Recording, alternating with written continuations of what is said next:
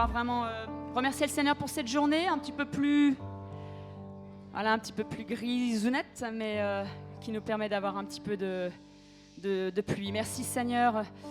Je vous propose de prier peut-être tous ensemble pour vraiment remercier le Seigneur pour cette journée, pour cette journée de repos, pour ceux qui ne travaillent pas et ceux qui travaillent, bien que le Seigneur les accompagne et qu'on puisse vraiment offrir au Seigneur ce matin notre reconnaissance, offrir au Seigneur notre amour, offrir notre louange. Notre louange, ça veut dire tout ce qui est beau sur le Seigneur, tout ce qui est grand, tout ce qui est, tout ce qui est magnifique en lui. Amen. Seigneur, nous t'adorons ce matin. Nous voulons vraiment te bénir, Seigneur Jésus. Gloire à toi, Seigneur. Merci pour cette journée, Seigneur. Merci car nous sommes debout, Seigneur, mon Dieu. Nous t'adorons, Seigneur. Nous voulons vraiment te remercier pour ta présence. Et nous voulons t'offrir ce matin, Seigneur, nos cœurs reconnaissants, nos cœurs en bonne santé, nos cœurs malades, tout ce qui est en nous. De toute façon, tu sais tout de nous. Tu sais ce qui est dans nos pensées, dans nos cœurs, et tu le prends. Tu prends comme nous sommes, Seigneur. Mais nous voulons, Seigneur, dire à notre âme de te louer, de t'adorer ce matin. Dire à notre âme pourquoi t'as battu mon âme. Loue ton Dieu, adore ton Dieu. Oh Seigneur, nous t'adorons Jésus. Nous t'adorons Esprit de Dieu. Nous t'adorons Père éternel, Papa céleste, Sauveur Jésus et Saint-Esprit qui est là avec nous et en nous. Nous t'adorons. Merci Saint-Esprit, merci pour les enfants ce matin qui sont là, qui sont dans le début de leur congé. Merci pour les parents, pour les grands-parents. Merci Seigneur Jésus. Merci pour chacun, pour les vies, pour la santé des uns des autres aussi. Nous te la remettons. Te demandons ta grâce, mon Dieu, pour la santé. Nous portons Jacqueline Merlot ce matin, Seigneur, encore dans ta grâce infinie, Seigneur. Christian, les enfants, les petits-enfants. Seigneur, nous supplions ton nom pour ta bienveillance et ta bonté. Et tu es souverain, Seigneur. Que ta volonté se fasse sur la terre comme elle est prévue au ciel, comme elle est déjà prévue au ciel avec toute ta grâce. Alléluia, merci Seigneur. Nous bénissons ton nom, Jésus. Nous bénissons ton nom, Jésus. Nous bénissons ton nom. Que quelques voix s'élèvent. Alléluia. N'hésitons pas à prier ensemble, vraiment élever nos voix. Le Seigneur entend nos cœurs, nos voix, nos pensées. T'adorons Jésus. T'adorons Jésus, Jésus, Jésus. T'adorons Jésus. T'adorons Seigneur Jésus, gloire à toi.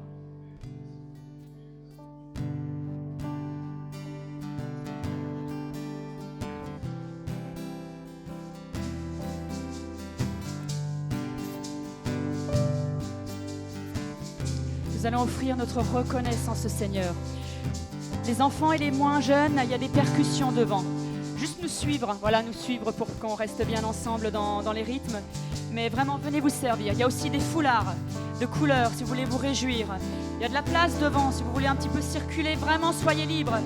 Qu'on puisse vraiment faire la fête au Seigneur. Et lui offrir notre reconnaissance, lui offrir notre chant d'amour. Car il est bon, il est au-dessus de tout. Son amour durera toujours, son amour durera jamais. Chantons, louons ce matin. Cette maison, c'est votre maison.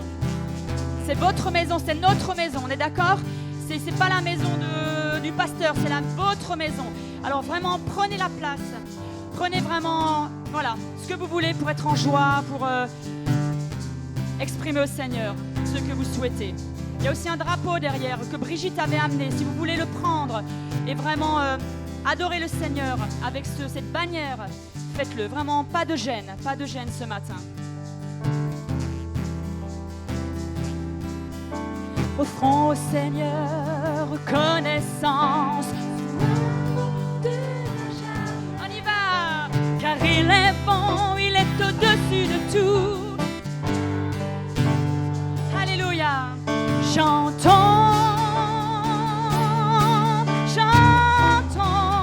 offrons au Seigneur encore, offrons au Seigneur reconnaissance, car il est bon, il est au-dessus de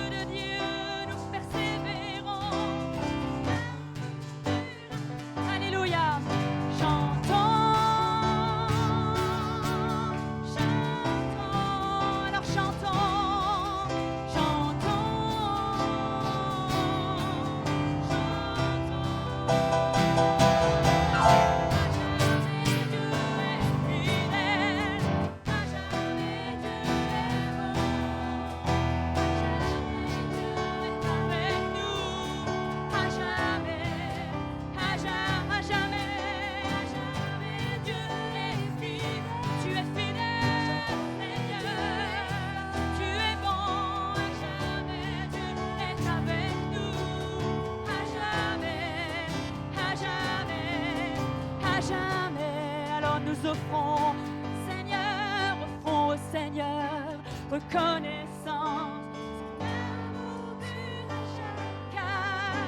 Car il est bon, il est au-dessus de tout. Chantons, chantons,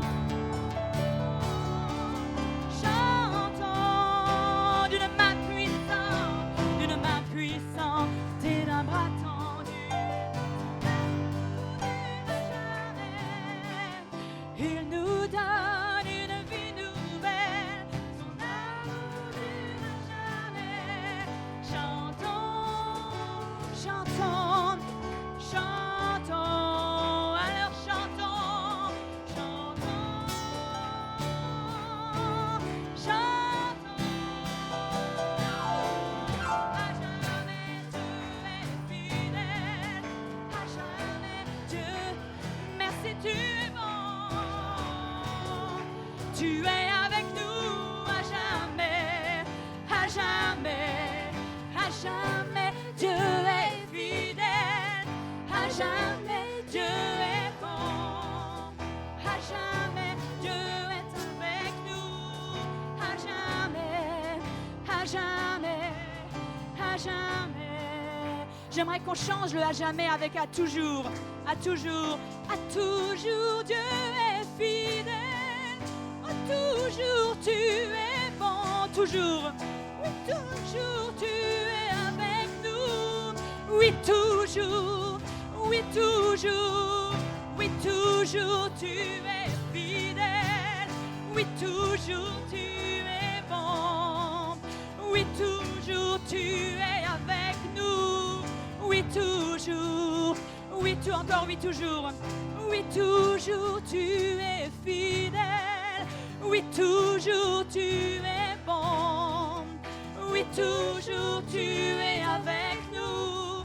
Oui, toujours encore. Oui, toujours tu es fidèle. Oui, toujours tu es bon.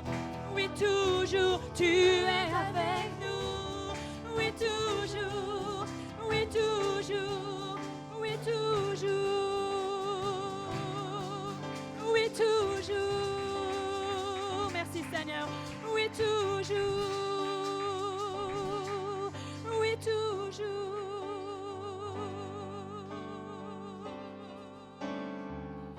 De tout mon être, alors s'élève un chant. Dieu tout-puissant, Dieu tout-puissant.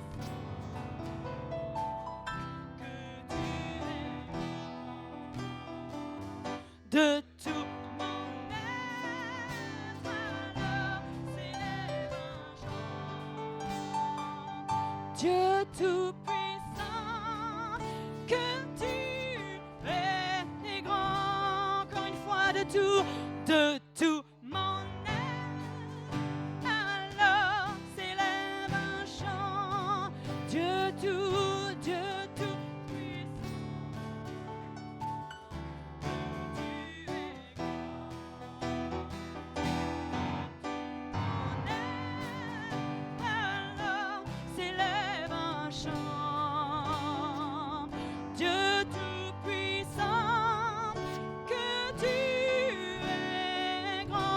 Refrain, mon cœur heureux s'écrie à chaque instant. Oh Dieu d'amour, que tu es grand, que tu es grand. De toi heureux s'écrie à chaque instant. Oh Dieu d'amour, que tu es grand.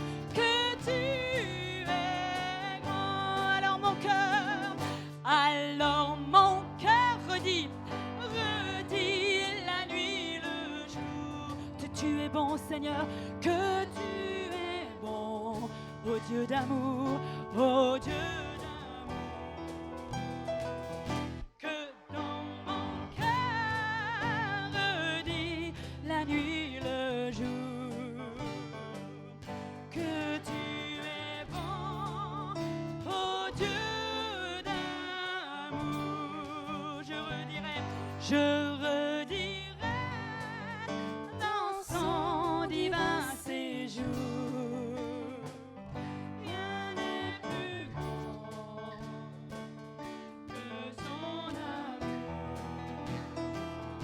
Je redirai dans son divin séjour. Rien n'est plus grand que ton amour.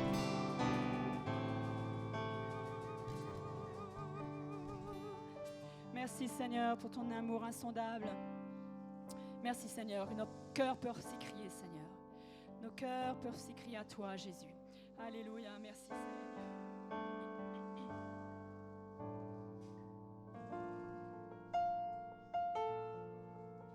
Alléluia. Que vraiment nos louanges s'élèvent à lui Seigneur Jésus.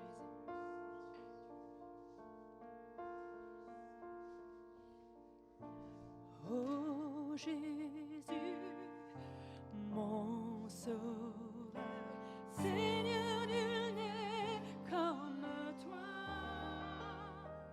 Jour après jour, je redirai, car ton amour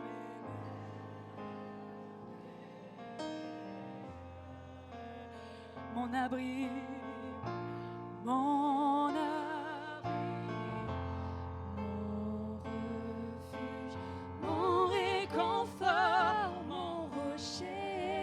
Tout ce qui vit, ce que je suis, ne cesse de t'adorer.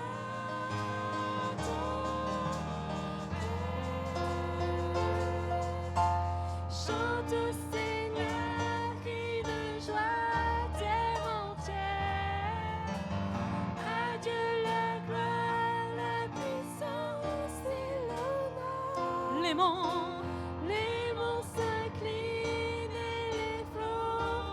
rugissent à l'écho de ton nom.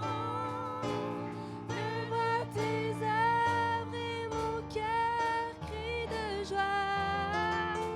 Je t'aimerai, je tiendrai par la foi.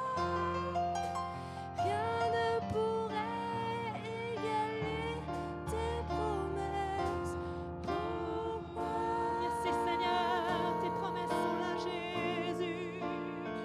Jésus, oh Jésus, merci Sauveur, mon Sauveur, Seigneur, nul n'est comme toi, jour après jour, oh, jour après jour, je Seigneur, te louerai, car ton amour est merveilleux.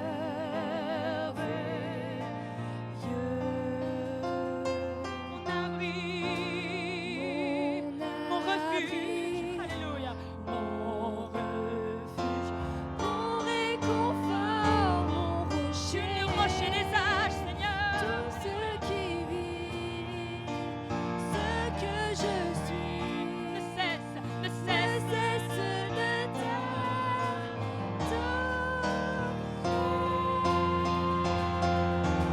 chante au Seigneur, crie de joie, terre entière. Adieu la gloire, la puissance et l'honneur. Nous t'adorons Jésus. Les monts s'inclinent et les flots rugissent à l'écho de ton nom. Devant tes œuvres et mon cœur crie de joie.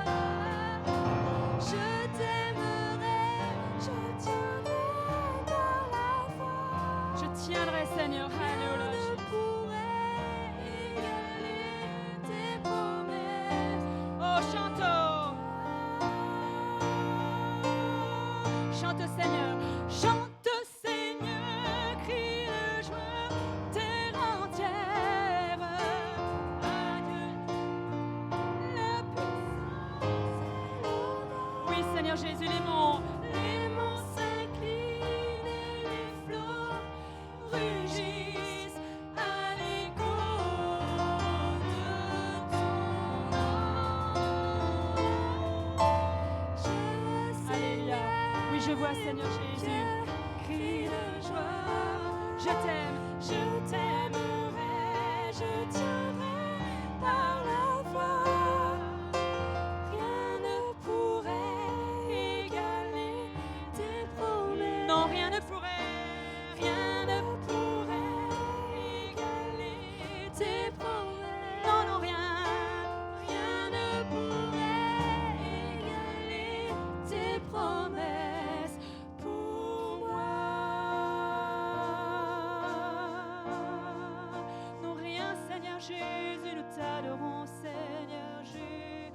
Alléluia. Prions vraiment le Seigneur. Adorons le Seigneur ensemble. Si vous voulez adorer en langue, si vous voulez adorer dans vos voix, dans vos paroles, alléluia, faites-le. Seigneur Jésus, nous t'adorons, Jésus.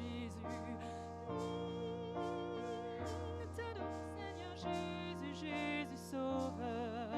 Les flots rugissent, mais tu es notre refuge, notre protecteur, notre soutien, Jésus. Nous t'adorons, Seigneur, nous t'adorons.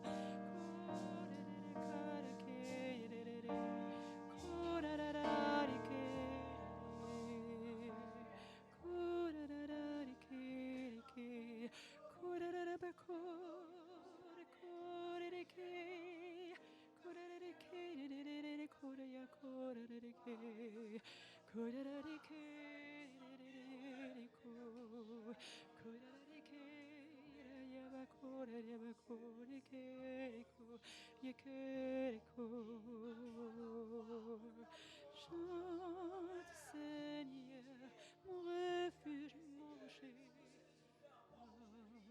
C'est vrai Jésus, nous t'adorons, Jésus, nous t'adorons. Alléluia, Jésus, Jésus.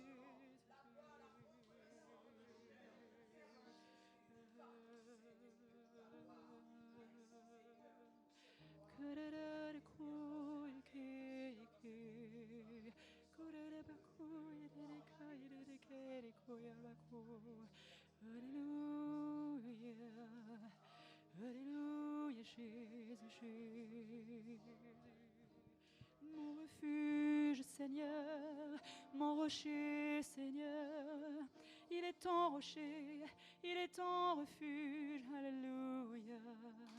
Mon âme te loue, mon âme te bénit, Jésus.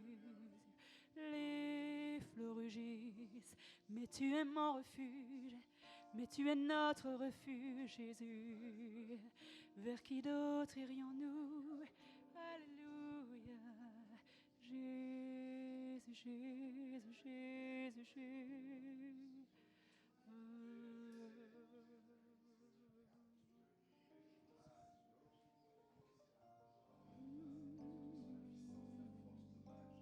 Amen, Seigneur Jésus. À toi la puissance, Seigneur Jésus. Alléluia.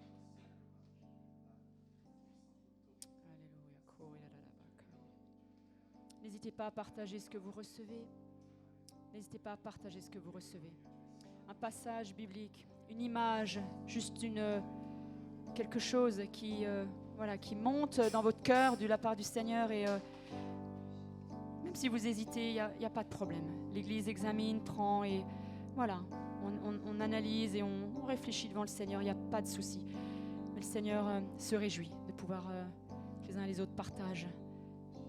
Alléluia, Jésus, Jésus, Jésus. Alléluia, Jésus.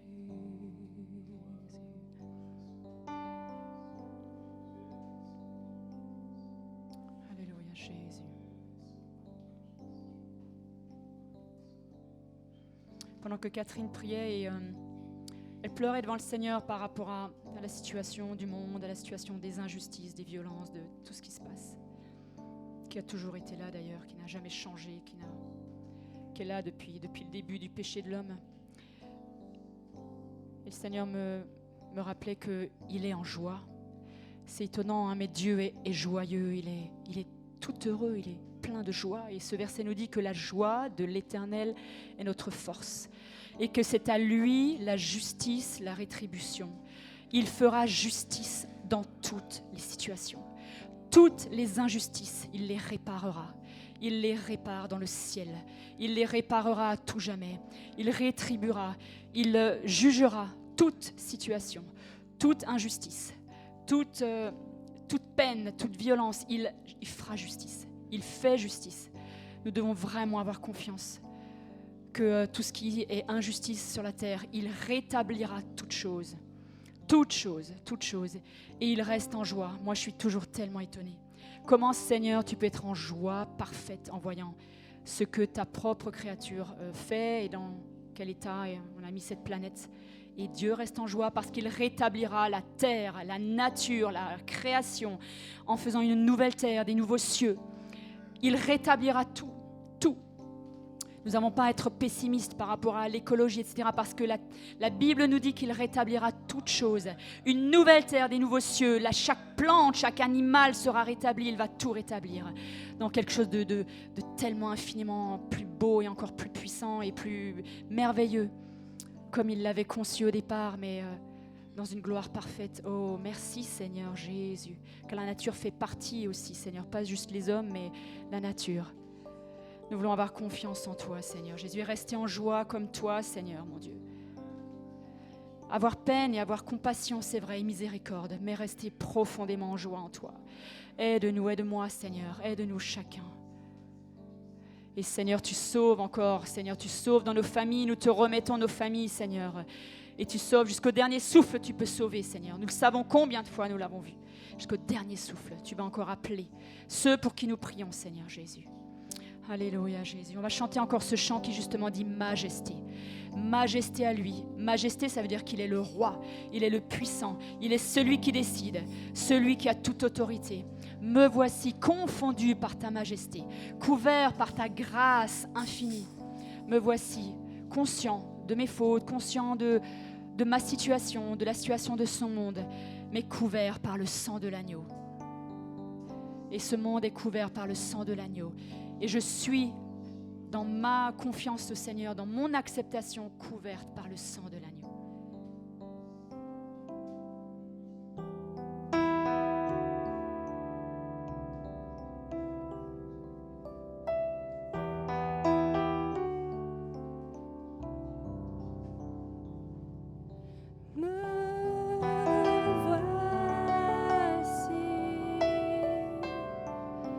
Confondu par ta majesté,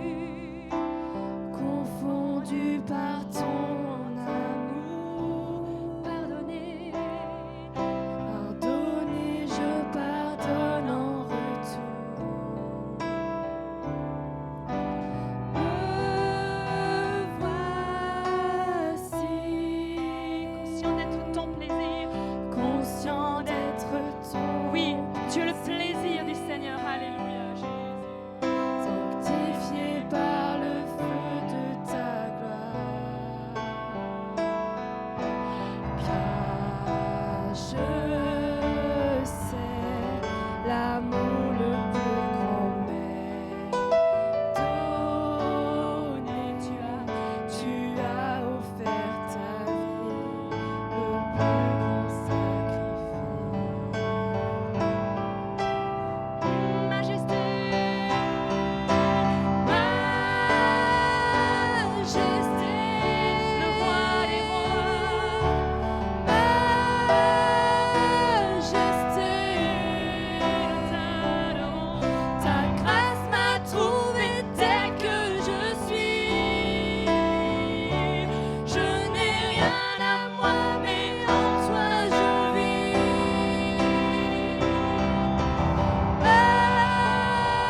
Majesté, T'adorons notre roi. Majesté, Par ton amour, ton amour je suis transformée. en présence, En présence de ta majesté. majesté, majesté. Majesté, Règne dans nos vies, Seigneur Jésus. C'est toi qui décides dans ma vie, Jésus. ta grâce m'a trouvé tel que je suis. Je n'ai rien à moi, mais en toi je vis. Nous reconnaissons ta majesté. Majesté,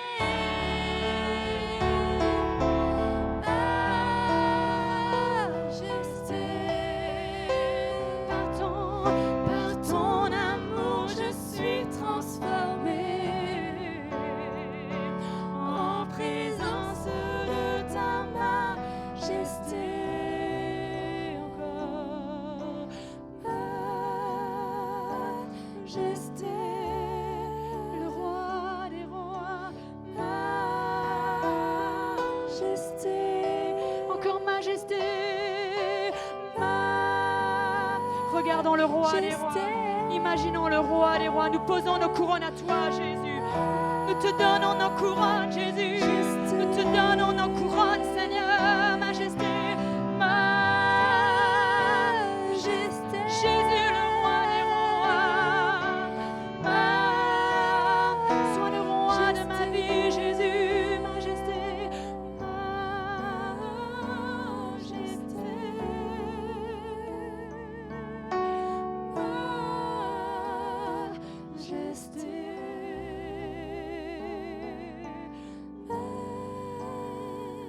Majesté, Tu es le roi des rois, le roi de ce monde, Seigneur.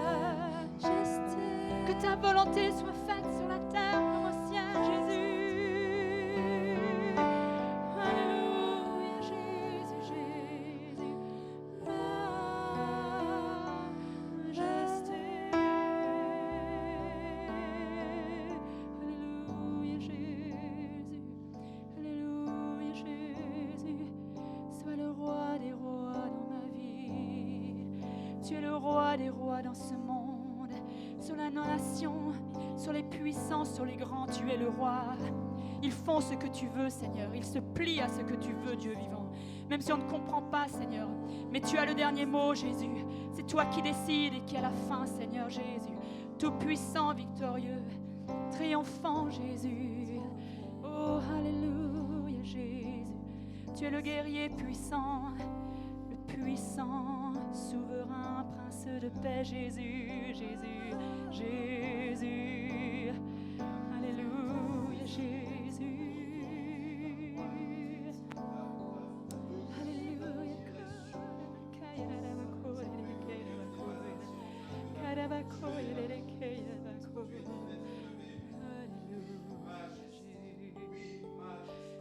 Majesté, majesté à toi, Jésus. Majesté à toi, Jésus.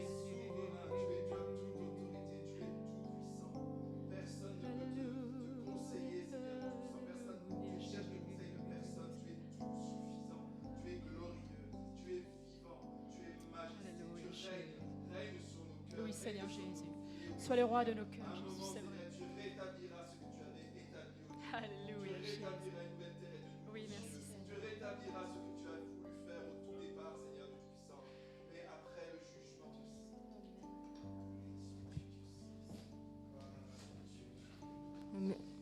frères et sœurs, je voulais vous partager quelque chose.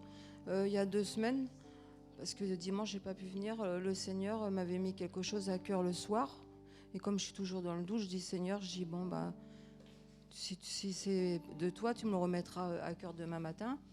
Et puis j'étais malade, je suis pas venue, je dis bon, et puis là, il me l'a remis à cœur en fait, je vais vous le dire en quelques mots. C'est l'histoire de David, pour ceux qui connaissent. Mon petit-fils Kenji aime bien l'histoire de David. Mais David, il a fait aussi du mal. Et à cause de quoi? À cause de la oisiveté. Il était oisif. Et le Seigneur me mettait à cœur. Donc, toute l'histoire de David, on la sait, hein, la foi qu'il a eue en Dieu.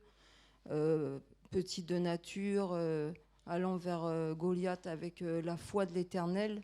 Toutes des choses extraordinaires qui nous marquent. Hein. Il y a d'autres héros dans la Bible, mais lui, il est vraiment un parcours exceptionnel dont à chaque fois le roi veut faire des plans pour le tuer. L'amour qu'il y a avec Jonathan, qui essaye de le protéger, qu'il aime comme un frère, s'il m'aime plus. Mais un jour, il s'est ennuyé, David. Et qu'est-ce qu'il fait, David? Il se promène sous le balcon. Et qu'est-ce qu'il voit? Bathsheba. Et pour avoir cette personne, il va aller jusqu'à faire tuer le mari de celle-ci. Donc là, moi, je ne parle pas forcément d'adultère, mais je pense que nous, en tant qu'oisifs, qu'est-ce qu'on fait des fois? La oisiveté, elle est tellement... on ne la voit pas venir. Et c'est pour ça qu'il est toujours bon, quand on fait le ménage pour nous les femmes ou quand on va en course, de toujours avoir une relation personnelle avec Dieu pour nous aider spirituellement, parce qu'on n'est pas des surpersones. Il est bon pour les hommes aussi dans d'autres domaines. Il y a tellement de tant de domaines. Mais vraiment, le Seigneur m'a mis à cœur la oisiveté. Regardez le dégât que ça a fait, parce qu'en plus, il a fait tuer un homme. Il s'est repenti, bien sûr.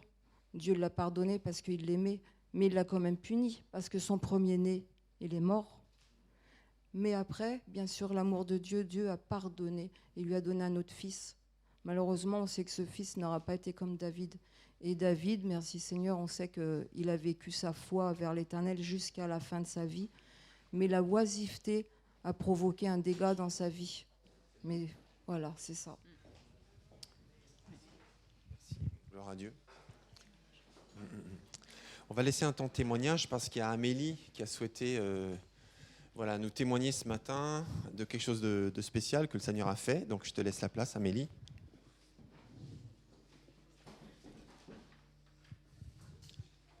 Viens me rejoindre, qu'on te voit bien et qu'on t'entende bien surtout. Bonjour. Donc, notre Dieu est tout-puissant, n'est-ce pas?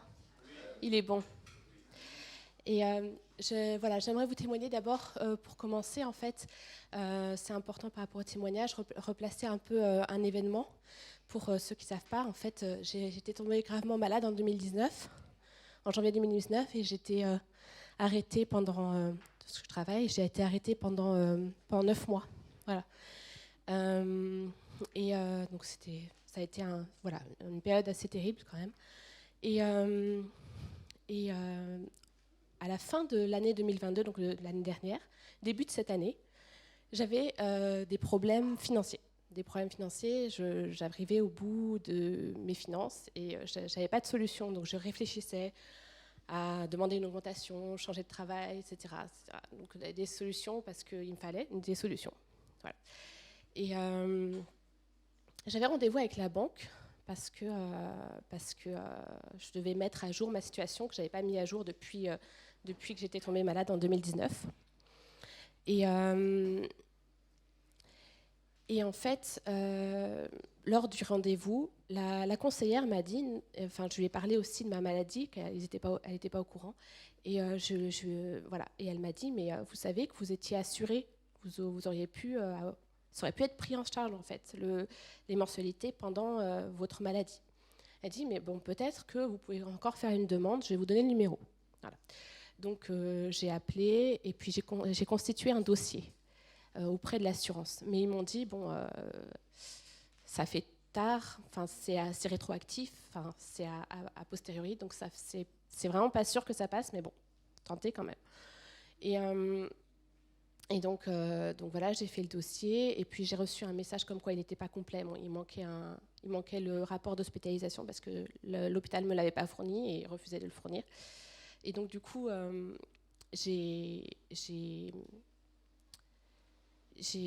rappelé et en fait le conseiller au téléphone m'a dit votre dossier n'est pas complet, j'ai pas les justificatifs de l'arrêt jusqu'à maintenant, ça s'arrête en 2019. Je lui ai dit mais c'est tout ce qu'il y a. Il n'y a que pour le 2019. Il me dit mais comment ça se fait qu'on vous a permis de faire un dossier alors que ça fait si longtemps en fait que c'est terminé.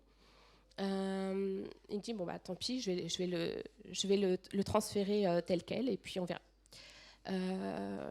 Et donc j'ai attendu quelques semaines et au bout d'un certain temps j'ai reçu un message sur mon téléphone et en fait l'assurance avait viré tout l'argent des mois en fait où j'avais été malade. Voilà.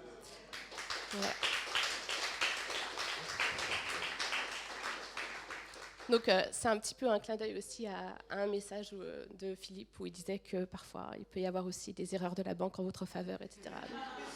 Donc voilà.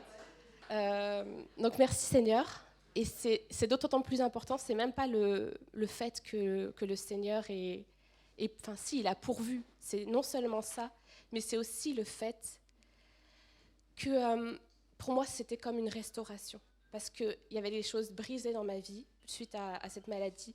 Et en fait, c'est comme si le Seigneur faisait d'une chose mauvaise, il en tirait une bonne chose, en fait. Voilà. Gloire à Dieu. Merci Seigneur, Dieu est bon. Merci pour ce témoignage très concret. On a notre sœur Miadja qui est parmi nous ce matin aussi. Miadja, où es-tu ? Voilà, là. Tu veux venir nous dire un mot ? Viens me rejoindre. Ça faisait quelques mois qu'on ne t'avait pas vu, tu vas nous expliquer pourquoi, parce qu'il y a des bonnes nouvelles à nous annoncer. Viens me rejoindre. Bonjour à tous. Aujourd'hui, je suis spécialement venue ici parce que déjà, je vais déménager bientôt et je voulais vous dire au revoir. Parce que cette église m'a quand même apporté beaucoup. Il y a 2 ans, je me rappelle, j'étais vraiment au plus bas de ma foi parce que avant, je disais que je servais le Seigneur, mais il y a 2 ans, en fait, je passais par plein d'épreuves qui a fait que j'ai vraiment abandonné ma foi. Et à l'époque, je me rappelle même, je disais à Dieu, si tu m'aimes vraiment, Dieu, fais en sorte que je revienne vers toi, parce que moi, je ne ferai pas cet effort. Et après, j'ai déménagé juste à côté de Pontoise, et j'ai trouvé cette église. Et c'est ici que tout a commencé petit à petit, où j'ai commencé à joindre un groupe de maison avec Axel et Jérôme. Il y avait le 40 jours je me rappelle, Et au fait, ça a commencé à ce moment-là. Dieu me parlait tout le temps, chaque jour, chaque fois qu'on faisait les études bibliques. Et ma foi commençait à revivre. C'est pour ça que je ne peux pas oublier cette église, parce que c'est là que ça a redémarré. Et puis, j'ai commencé à ne plus venir parce que je commençais aussi à être à Paris. Et du coup, j'étais tout le temps en retard. Du coup, j'ai cherché une église à Paris pour ne plus être en retard. Et après, là-bas, c'était aussi une très bonne église qui m'a beaucoup parlé. Et à ce moment-là, il y avait une fois où je suis venue et il y avait une prédication concernant le péché.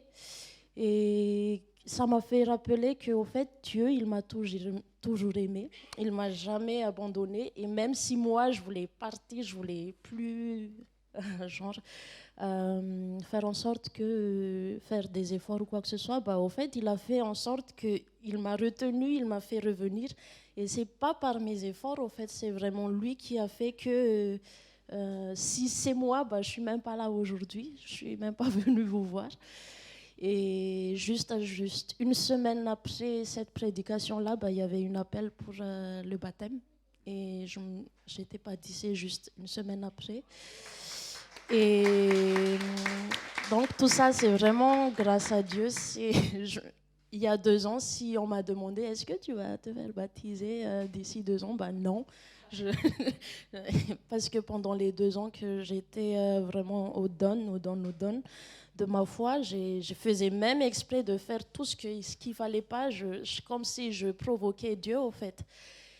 Et merci Seigneur, il m'a fait revenir. Et il y a ça. Une deuxième chose, une bonne nouvelle aussi, c'est que j'avais plus de papier il y a 2 ans, il y a 3 ans.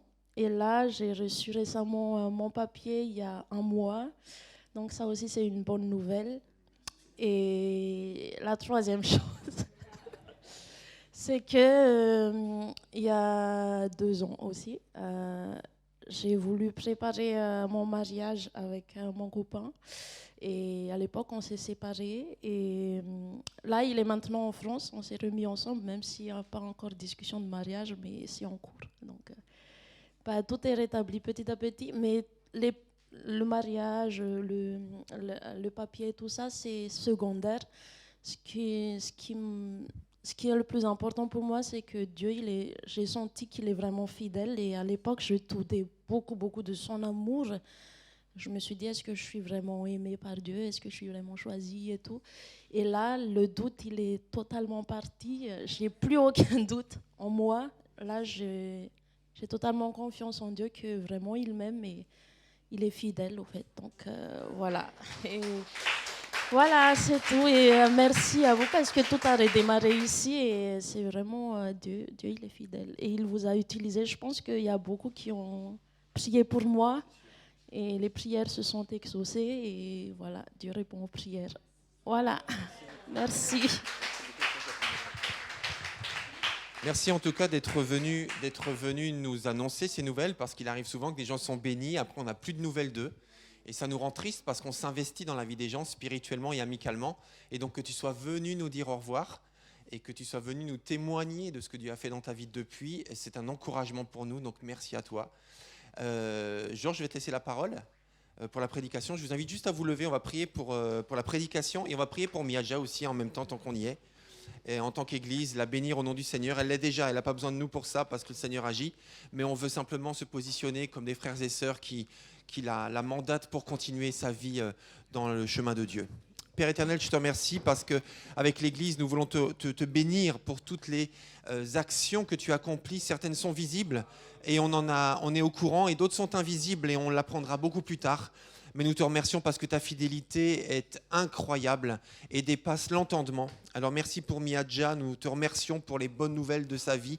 Nous te remercions parce que même quand elle était contrariée ou peut-être en colère avec un sentiment d'abandon, elle a continué à te parler. Et toi, tu as entendu ses propos, Seigneur, et tu as exaucé en temps convenable. Alors merci de continuer à la bénir dans sa nouvelle église, dans son déménagement, dans sa nouvelle vie, Seigneur, ainsi que son copain. Nous te prions pour ce couple, pour que ta volonté soit faite, Seigneur. Et nous te prions aussi pour la prédication, Seigneur, simplement que tu bénisses Georges qui l'a préparé, soumis à ton esprit, Seigneur. Et chacun de nous qui allons l'entendre, nous voulons appliquer ta parole afin qu'elle transforme nos vies et la vie de ceux qui nous entourent. Au nom de Jésus, Amen. Amen.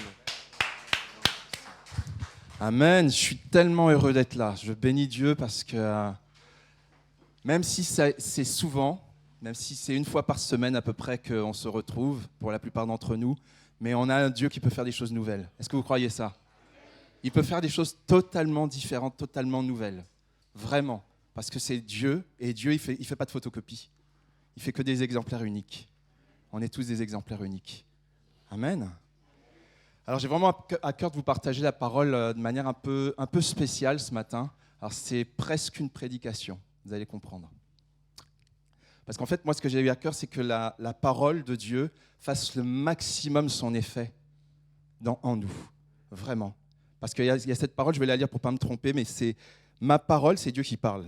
Qui sort de ma bouche ne retourne pas à moi sans avoir produit son effet, sans avoir exécuté ma volonté et accompli mes desseins.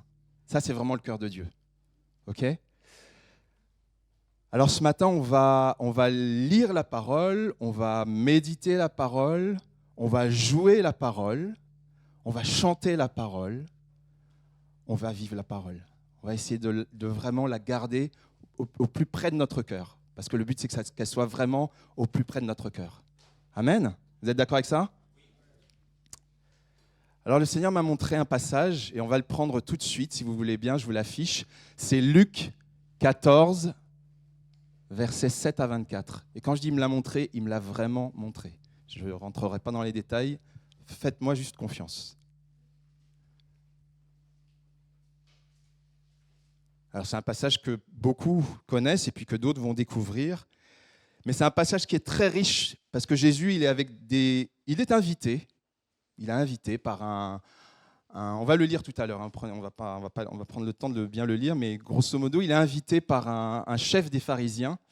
Et ce chef des pharisiens a invité d'autres personnes. Il y a une personne qui est malade, même qu'il guérit, une personne qui a, alors selon les traductions, il est hydropique ou il a des œdèmes, enfin des problèmes avec un problème physique assez grave. Et Dieu le guérit le jour de sabbat. Et ça crée un malaise. Ils ne sont pas forcément à l'aise avec ça parce que Dieu a guéri un jour de sabbat. C'est un sacrilège pour eux, quoi. Voilà. Alors, ce que je vais vous proposer, on va faire plusieurs choses. Je vais vous faire bouger un petit peu. Est-ce que vous êtes prêts à bouger? Ouais? Est-ce que vous pouvez lever la main, ceux qui veulent bouger? Bon, vous allez bouger tous. On va tous bouger. Alors, je vais vous proposer qu'on se rassemble en 3 groupes. S'il vous plaît, est-ce qu'on peut faire ça assez rapidement? On se rassemble en 3 groupes. Vous pouvez rester avec les gens qui sont près de vous, mais faites 3 groupes. Je voudrais vraiment voir 3 groupes parmi vous. Je n'ai pas changé l'essence des chaises pour ne pas tout chambouler. Mais voilà, faites s'il vous plaît 3 groupes. Vous pouvez changer de rang, changer de... Voilà, vous n'êtes pas obligé de rester sur votre chaise. Voilà. J'aimerais voir 3 groupes bien clairs, séparés, s'il vous plaît.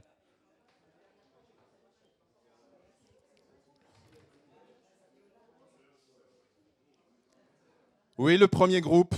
Où est-ce que je vois un groupe là? Là, il y a un groupe devant, ok. Où est-ce qu'il y a un deuxième groupe? Deuxième groupe, je ne le vois pas, il n'est pas clair là. Ça s'arrête où le deuxième groupe? Ça s'arrête à qui? À Susu, à Sarah, à Charles, à qui? C'est simple en fait. Hein. Non, j'ai besoin de 3. J'ai besoin d'en avoir 3. Vous allez comprendre pourquoi. Eh oui. Allez, il faut bouger un petit peu. Parce qu'après, moi, je vais être obligé de couper la prédication dans 20 minutes. Ça serait dommage.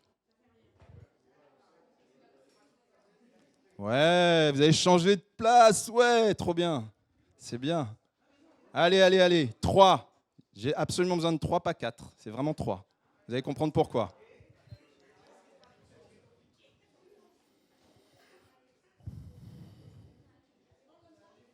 Est-ce qu'il y a 3 groupes là? Ouais. Alors, premier groupe, vous êtes où? Le groupe A. Groupe A, c'est vous. D'accord. Le groupe B, il est où? Le groupe B, c'est là, c'est à ma droite, d'accord. Et le groupe C, vous êtes derrière, ok? Super, on y arrive, bravo. Alors, ce que je vais vous proposer, regardez-moi ou regardez les écrans. Ce que je vais vous proposer, c'est très simple. On va faire ce qu'on appelle, c'est quelque chose que j'ai appris la semaine dernière. Donc voilà, je l'ai appris à une conférence. Ça s'appelle une étude rabbinique. Alors, je vais vous expliquer ce que c'est une étude rabbinique. Vous avez les consignes là. Donc, on a fait 3 groupes.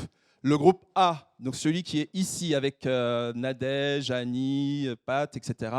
Vous allez, s'il vous plaît, prendre, je vais être un petit peu directif, le premier passage, donc de 7, verset 7 à...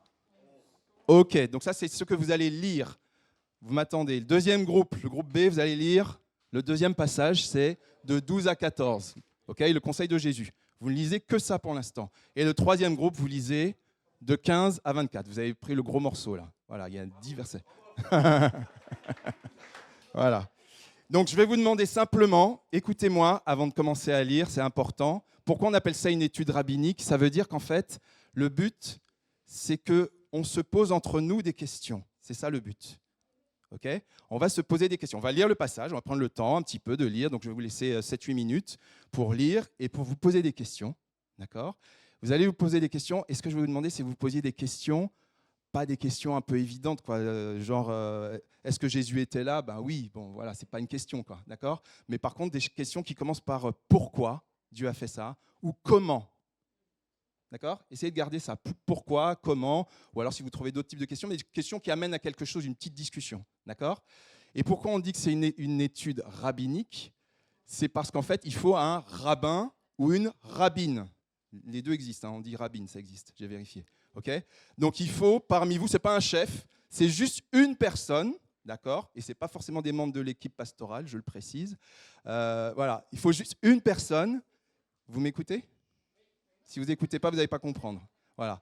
Donc, juste une personne qui ne pose pas de questions, qui est un petit peu en retrait, et qui, si on se pose des questions, c'est elle qu'on sollicite. On dit, mais qu'est-ce que toi t'en penses? Voilà. Et le rabbin, il doit répondre par une question. D'accord? Est-ce que vous avez compris? Vous n'avez jamais fait ça, hein? Je donne un exemple. Ouais, mais si je vous donne sur le passage, ça ne va pas aller. Je vais faire un autre passage. Là, vous me prenez à l'improviste. Là. Non, mais ça va être trop long à expliquer un exemple. Non. Est-ce que vous avez compris dans ce groupe-là? Est-ce qu'il y a quelqu'un qui a compris? Vous allez expliquer aux autres. Ça va être trop long de donner un exemple. Après, je vais devoir couper dans 20 minutes. Vous ne posez que des questions sur le passage que vous lisez. C'est tout. D'accord? Et ce qui est important, est-ce que vous êtes toujours avec moi? Au fond aussi? C'est bon? Ce qui est important, on va s'arrêter au bout de 7-8 minutes. D'accord? C'est que vous allez envoyer l'un d'entre vous va venir au micro, donc il y aura 3 personnes qui vont venir. L'un d'entre vous va venir avec la question vraiment qui vous paraissait la plus incroyable, la plus compliquée, on l'appelle la perle. C'est vraiment la question qui, vraiment, vous dites, mais tiens, mais je ne m'étais jamais posé cette question, ou c'est quelque chose d'un peu particulier. Vous voyez ce que je veux dire? Est-ce que c'est clair? OK? Bon, on démarre. Alors, commencez à lire vos passages, allez-y, et voilà. Et à 50, j'arrête.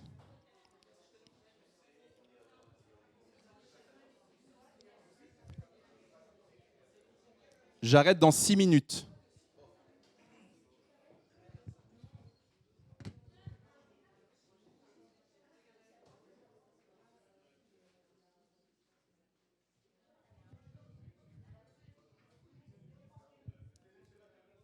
Ok, c'est fini.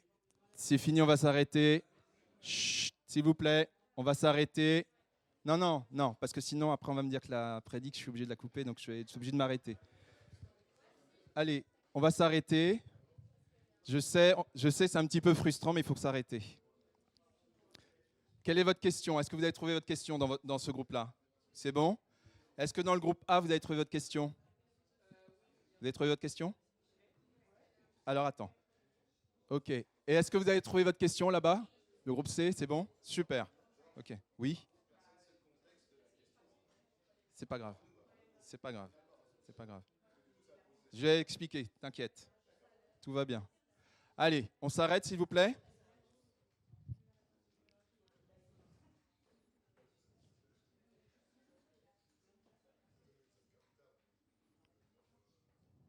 Bon, on attend le groupe A pour qu'il termine.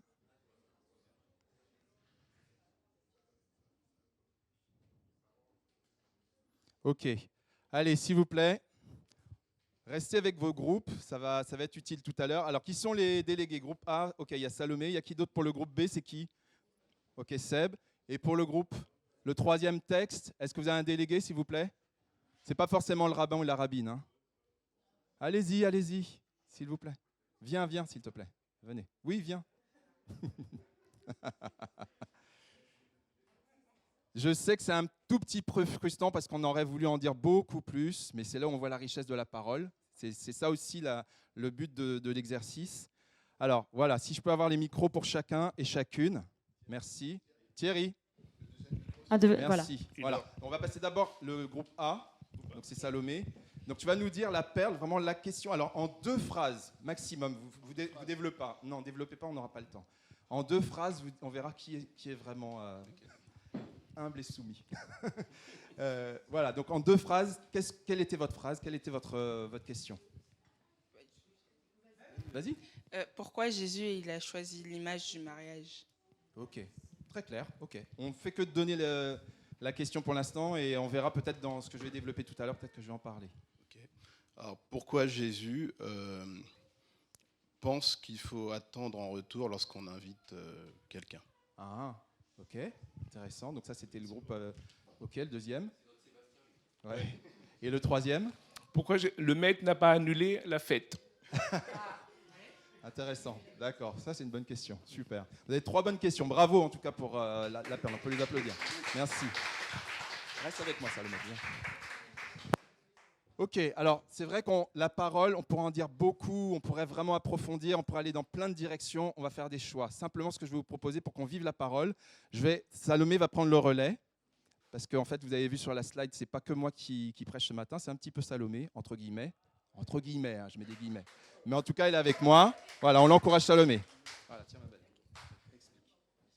Du coup, on va faire une scénette. Et donc, c'est l'image du... c'est la parabole des premières places. Non, des invités, pardon. Et donc, c'est pour avoir des volontaires dans la salle. Et du coup, j'ai besoin d'un maître de maison. Donc, Allez, venez. Qui joue le maître de maison? Il nous faut un maître de maison. C'est un enfant, c'est un adulte, peu importe. Allez-y, venez. Le maître de maison, ok. Ensuite. On a besoin d'un serviteur. Un serviteur. Il faut un serviteur. Ok. Bah attends. Alors, il y a un maître de maison et un serviteur. Bah lui, c'est un invité. Il y en a 3 déjà. Il me faut encore 2 autres invités. Allez, des adultes aussi, hein. Allez, les adultes, c'est pas que pour les enfants. Merci. Voilà, 2 invités. Non, forcez pas. C'est pas grave. Forcez pas. Voilà, les invités. Voilà. Ok. Alors, il faut un pauvre. Ce n'est pas prophétique.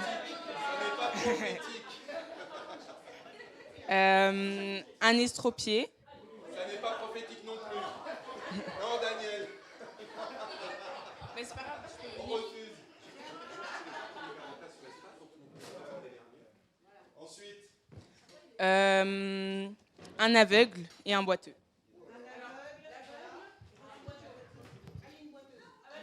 Ça n'est pas prophétique. Par la grâce de Dieu. Ok. Alors. Vas-y. Ah oui, bah alors, je vais t'afficher. Il est là. Parce que j'espère que tu vas voir. Alors. Tu verras rien là. C'est trop. Je vais m'approcher. Non, bah Donc, ce qui est écrit en orange, c'est quand vous avez parlé. Et donc moi, je fais la narratrice. Donc, il faut une personne. Attends, on a oublié 2 personnes. On a oublié une personne qui parle à Jésus et on a oublié Jésus. Qui joue la personne qui parle avec Jésus? Non. Bien, Sarah. La personne qui parle avec Jésus et qui joue Jésus. C'est toujours plus difficile. Ce n'est qu'un jeu. Allez, bien, Cyril. Ok, ça marche. Montez sur les strates, s'il vous plaît. Montez sur les strates, on vous verra mieux. Montez tous. Allez, venez. Et c'est Salomé qui va vous... Donc, en fonction de vos rôles, en fonction de votre rôle, Salomé va lire et c'est vous qui allez agir, qui allez faire ce qu'il faut faire. Donc, vous avez une parole ici. Allez-y. après avoir entendu ces mots, un de ceux qui étaient à table dit à Jésus. Alors, c'est qui était à table? Ça peut être qui vous voulez. Qui parle à Jésus. Un des invités. Alors. Voilà, ok. Heureux celui qui prendra son repas dans le royaume de Dieu. Jésus lui raconta cette parabole.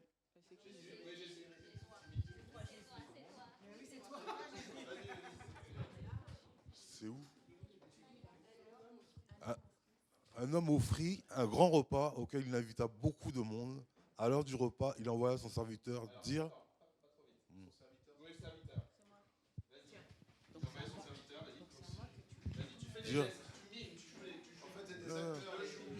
dire aux invités, venez car c'est prêt. Tu le joues, vas-y. Muriel, tu le joues. Tu parles pas, tu joues. Vas-y. Donc, alors, ils sont là, les serviteurs. Ils sont là, voilà. Allez, les invités, vous suivez les serviteurs. On y va. J'espère que c'est bon.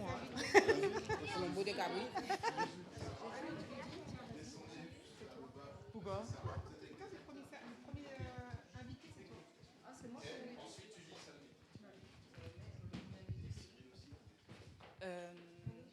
Mais tous, l'un après l'autre, se mirent à s'excuser.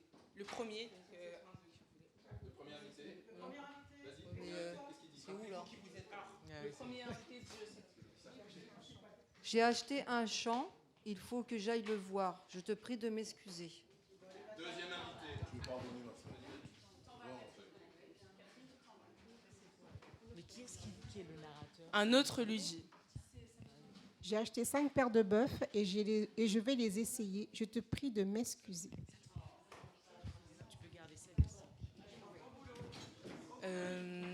Un autre encore dit.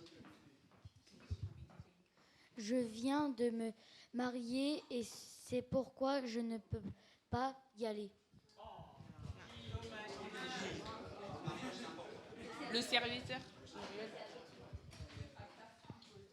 serviteur retourna auprès de son maître et il lui apporta ses réponses. Donc toutes les personnes que tu as invitées ont désisté et ne veulent pas venir.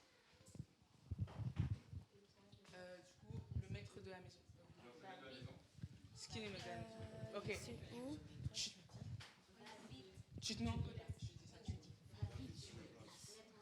Va vite sur les places et dans les rues de la ville et amène ici les pauvres, les pauvres.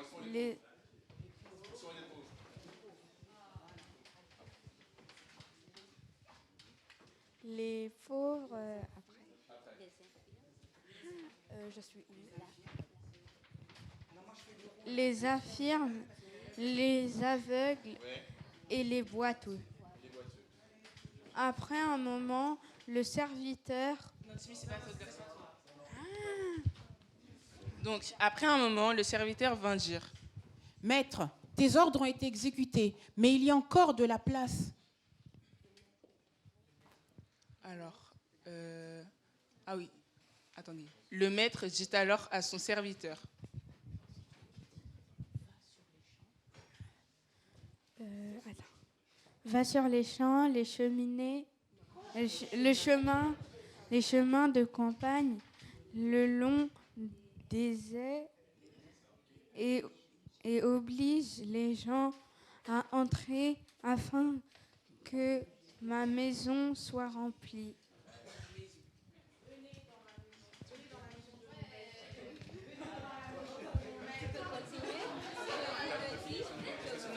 Je vous le dis. Est-ce que c'est fini? C'est fini? Non, D'accord. il manque encore un verset. Bah vas-y. Mais ça, c'est Jésus qui le dit. Bah c'est Jésus. Parce que Jésus parle. Jésus c'est toi.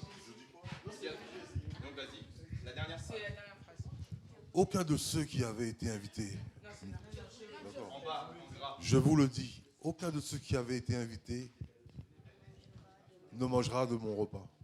Ok. Merci, bravo. Merci beaucoup. Moi, je pense qu'il y a un potentiel là pour des Oscars. Hein. Il y a un potentiel. Merci en tout cas d'avoir joué le jeu. C'est important d'incarner la parole. Vous voyez, là, on vit la parole. On est un petit peu dedans. Alors, là, c'était à l'improviste. On n'a pas répété, ça s'est fait comme ça. Mais vraiment, le but, c'est vraiment qu'on vive la parole. Qu'on la vive dans nos vies. C'est pas qu'on la joue, mais qu'on la vive dans nos vies. OK ? Et donc, moi, je vais rester... vraiment, merci beaucoup à tous d'avoir participé. J'ai vraiment eu à cœur qu'on reste sur 2 passages en particulier. On a lu 3 paraboles, mais je vais rester sur 2 en particulier. 2 questions, en fait, qui sont posées par Jésus. C'est que Jésus, en fait, il nous amène à 2 questions. Sur la première parabole, la parabole des premières places, en fait, c'est pourquoi, vous vous rappelez, c'est des gens qui veulent prendre des places qui ne sont pas les leurs, qui vont devant et on les fait passer par derrière. Vous vous rappelez de ça, ok ? Enfin, pour le groupe qui l'a lu. Pourquoi désirer quelque chose qui ne nous appartient pas ? Ça, c'est la première chose. Et la deuxième, c'est pourquoi ne pas profiter de ce que Dieu nous a promis, ce qui nous appartient. Dieu nous a promis des choses, il nous a promis d'être invités à un repas. Et vous voyez, on vient de le jouer, il y a des gens qui se sont désistés, qui ont dit non, mais moi, ça ne m'intéresse pas. Okay ? Alors l'invité à la réception de mariage veut profiter ou avoir la place la plus proche, il veut avoir la place la plus proche, il veut vraiment être là où on va le voir, là où il y aura les mariés, là où il sera près de la piste de danse pour montrer comment il sait bien danser, etc. Il veut se montrer, il est devant. Et en fait, le point, c'est qu'il est motivé par l'orgueil, par la convoitise, par le fait qu'il soit vu, qu'il soit devant, qu'il est le meilleur. Mais en fait, en gros, il peut se dire, mais moi, je mérite le meilleur. Pourquoi je me contenterais d'avoir la place qui est derrière, alors que je peux avoir celle qui est devant, quitte à écraser les autres d'ailleurs, hein. Donc c'est vraiment, il cherche son avantage, mais la motivation, on voit où elle est. Mais la question, c'est est-ce que toi et moi, ça nous est jamais arrivé de vouloir chercher le meilleur? Je ne vous laisse pas répondre. Je sais qu'on peut tous dire oui, je pense, plus ou moins. Mais maintenant, le Seigneur a pour nous de très belles choses. Il a le salut, il a la famille de Dieu, il a la relation avec lui, il a l'éternité avec lui, il a de très belles choses. Et le risque, c'est parfois qu'on passe à côté de ceux qui nous appartiennent vraiment. Encore une fois, la question c'est, je vais la remettre, d'ailleurs je ne l'avais pas mise, c'est pourquoi désirer ce qui ne nous appartient pas? Des fois, on désire des choses qui ne nous étaient pas destinées, ce n'était pas pour nous, ou alors c'est des choses que Dieu voulait pour nous, mais plus tard. Et nous, on est impatients de les avoir. On veut à tout prix avoir tel travail, telle voiture, telle maison, tel conjoint, etc. Mais juste, ce n'était pas le temps de Dieu. Et des fois, on précipite les choses parce qu'on est impatient, parce qu'on désire, parce qu'on veut. Et on désire des choses qui ne nous appartiennent pas ou qui ne nous appartiennent pas encore. Je vous ai mis quelques versets. Alors, je n'ai pas mis les références. J'ai oublié, en vérité, de les mettre. Mais ce sont des passages, je vous assure, qui sont dans la Bible. Je pense que vous les reconnaissez. Voilà, donc quelques exemples de ce que le Seigneur nous dit. Et on devrait se poser la question, mais Seigneur, est-ce que tu es d'accord avec ce que je veux? Des fois, je veux des choses dans ma vie, je désire des choses dans ma vie, mais est-ce que tu es vraiment d'accord avec ça? Alors des fois, le Seigneur nous dit oui, non, plus tard, ou des fois même il ne répond pas. Mais dans sa parole, on a quand même des fondements. On sait que le Seigneur ne veut pas notre destruction. On sait que Dieu veut qu'on ait des bonnes relations avec lui, des bonnes relations avec notre entourage. Donc si on va dans l'autre sens, eh bien, on sait qu'on n'est pas dans la volonté de Dieu. Et puis, ça parle aux chrétiens, ce que je dis là, hein, aux personnes qui marchent déjà avec le Seigneur, mais d'une manière générale. Si on prend un autre exemple, des fois on désire des choses qui ne nous appartiennent pas. Il y a quelque chose qui m'est apparu, qu'on a déjà souvent entendu, c'est, vous savez, la répartition des richesses dans le monde. Je vais vous montrer un schéma. Alors, je ne sais pas s'il est très lisible pour vous là, mais en gros, ça, j'ai tiré ça d'Internet, c'est le Crédit Suisse qui a fait ça, c'est une banque suisse qui a fait ça en 2021, qui a calculé, donc ça, dans cette colonne-là, vous avez la richesse du monde, et là, vous avez le monde. Donc, il y a 100 petits bonhommes, ok? Et là, ça, c'est la richesse du monde. Et comment on lit ça? C'est très simple. Il y a un petit bonhomme, là, celui-là, c'est 1% de la population, c'est ça que ça veut dire. Un petit bonhomme, 1% de la population, qui possède 45,8% de la richesse mondiale. Un petit bonhomme. Ça fait, si j'ai bien compté, 80 millions de personnes sur Terre qui possèdent 45, quasiment la moitié de la richesse mondiale.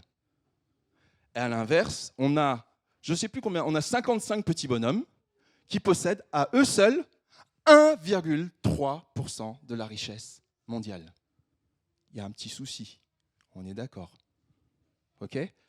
Mais quand on dit ça, il y a plusieurs réactions possibles. On peut être révolté. Ça, c'est la réaction classique et compréhensible. Mais quelque part, on peut être envieux des petits bonhommes, parce qu'il y en a aussi, hein, là, il y en a d'autres en vert foncé, bon, on ne va pas rentrer dans tous les détails, mais grosso modo, on a 12 petits bonhommes qui, à eux seuls, possèdent, alors je vais compter rapido, 84%, 85% de la richesse mondiale. 12 petits bonhommes. 12% de la population mondiale. Ok ? Quand on dit ça comme ça pique fort. Parce que eux, ils ont, par cupidité, par égoïsme, et je le dis, je ne veux pas juger, mais on ne peut pas voir autre chose que la manifestation du péché, de l'orgueil, de la cupidité, de l'égoïsme qui s'accapare des biens au détriment des autres. Parce que les 55 petits bonhommes, ils doivent se contenter des miettes. 1%. Mais on peut être révolté, on peut s'énerver avec ça, etc. Mais ça n'est juste que l'une des manifestations du péché. Et prions aussi pour les 12 petits bonhommes, pour que Dieu touche leur cœur. Alors au final, cette parabole des premières places, elle pointe quelque chose dans notre cœur. Parce que là, je vous ai montré quelque chose qui heurte beaucoup, mais ça pointe l'état de notre cœur. Dans cette parabole, vous vous rappelez, Jésus, il dit, alors je vais le relire rapidement. Lorsque tu es invité, parce que Jésus voyait les gens qui s'installaient aux meilleures places, lorsque tu es invité par quelqu'un à des noces, donc à un repas de mariage, ne te mets pas à la meilleure place, de peur qu'il n'y ait parmi les invités une personne plus importante que toi, et que celui qui vous a invité, l'un et l'autre, ne viennent te dire « laisse-lui la place ». Tu aurais alors la honte d'aller occuper la dernière place, mais lorsque tu es invité, va te mettre à la dernière place, donc là où tu estimes que tu dois être en fait, afin qu'au moment où celui qui t'a invité arrive, te dise « mon ami, monte plus haut ». Monte plus haut. Alors tu seras honoré devant tous ceux qui étaient à table avec toi. En effet, toute personne qui s'élève sera abaissée et toute personne qui s'abaisse sera élevée. Ok ? C'est facile à comprendre. Donc le Seigneur montre l'état de notre cœur, qui est pétri de l'amour qu'il a mis en nous. Notre cœur qui fait qu'on arrive à faire confiance à Dieu pour nos besoins. On ne s'énerve pas de voir les 12 petits bonhommes, mais on dit « Seigneur, tu pourvois mes besoins. Moi, je n'ai pas besoin d'être milliardaire, j'ai besoin que tu pourvoies mes besoins. » Amen. Et aux besoins de mes proches et de celles et ceux que je peux bénir aussi, parce qu'il n'y a pas que moi, je peux aussi bénir autour de moi. Et c'est notre cœur c'est l'état de notre cœur que Jésus pointe, qui peut recevoir cette paix qui surpasse toute intelligence. Seigneur, tu me donnes une paix incroyable. Je n'ai pas besoin d'être forcément dans les 12 petits bonhommes. Si tu veux que je sois dans les 12 petits bonhommes, tant mieux, mais ma paix, elle surpasse toute intelligence, parce que c'est toi qui m'apaise. Ça vaut plus que tout l'or du monde. Et le Seigneur nous a parlé de notre cœur la semaine dernière au culte. Je vous invite à réécouter ce qui a été dit. Ça a été enregistré, si je me rappelle bien, donc vraiment, écoutons ça. J'avance. Dans ces 3 paraboles, donc la 3e, c'est la parabole dite des invités. Et celle-là, vraiment, j'aimerais prendre le temps de m'arrêter là-dessus. La question, c'est pourquoi ne pas profiter de ce qui nous appartient ? Vous voyez, ce n'est pas la même question que tout à l'heure. Tout à l'heure, c'est pourquoi vouloir des choses qui ne nous appartiennent pas. Là, c'est l'inverse. C'est pourquoi ne pas profiter de ce qui nous appartient. Alors, je ne vais pas avoir le temps de lire tout le passage, mais en gros, il y a une grande réception. Les invités se désistent les uns après les autres. C'est ce qu'on vient de jouer. Et les invités estiment en fait qu'ils ont mieux à faire que d'aller à l'invitation. Vous avez vu un petit peu les attitudes ? Vous avez vu ce qui s'est passé ? Ouais ? Est-ce qu'il y a quelqu'un qui ne connaissait pas du tout cette parabole ? Il n'y a pas de honte, c'est pas grave. Ouais ? Ok ? Très bien. Comme ça, on apprend. Mais au fait, qui sont ces invités ?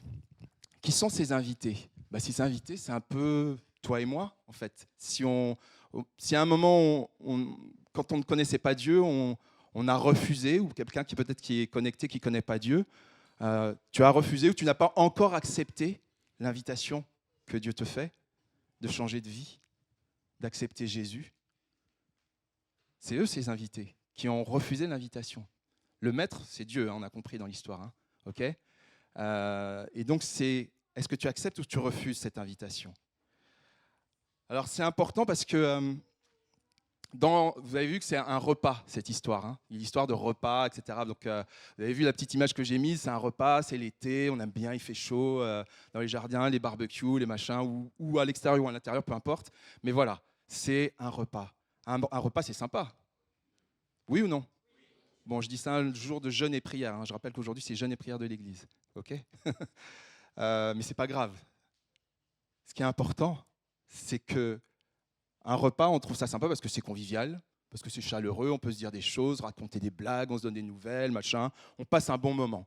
Ok ? On est d'accord avec ça ? Ouais ? Mais dans la culture juive, c'est autre chose un repas. Et dans d'autres cultures dans le monde, c'est autre chose un repas. Et particulièrement chez les Juifs, on est dans un contexte juif avec Jésus. Ok ? Là, quand on prend un repas avec quelqu'un, ça veut dire qu'on est en intimité avec cette personne. Ça veut dire qu'on partage son cœur avec cette personne. Ça veut dire, parfois, si on était brouillé, ça veut dire qu'on se réconcilie avec cette personne. Ça veut dire qu'on aime cette personne, on l'estime, cette personne. OK ? Donc, ce qui veut dire que le repas, ce n'est pas n'importe quoi. Jésus n'a pas pris l'image d'un repas, il n'était pas présent à un repas, entre guillemets, comme par hasard. Il n'y a pas de hasard avec le Seigneur. Il était à un repas et il donne cette parabole. Mais on va voir où elle va. Et ce qui est intéressant, c'est de voir la réaction du maître. Les gens s'excusent, il y a les 3 invités, bon, je ne vais pas redire, ils s'excusent, j'ai ceci à faire, j'ai ceci à faire, j'ai ceci à faire. Mais c'est la réaction du maître. Vous avez vu ce qui s'est passé ? Qu'est-ce qui se passe ? Comment il réagit, le maître ? Il se fâche, il se met en colère. Il faut essayer de comprendre, en fait. Il a préparé, il a fait qu'on ait vraiment un super moment, il a tout préparé, il s'est donné du mal, etc. Il est content de voir ses invités, etc.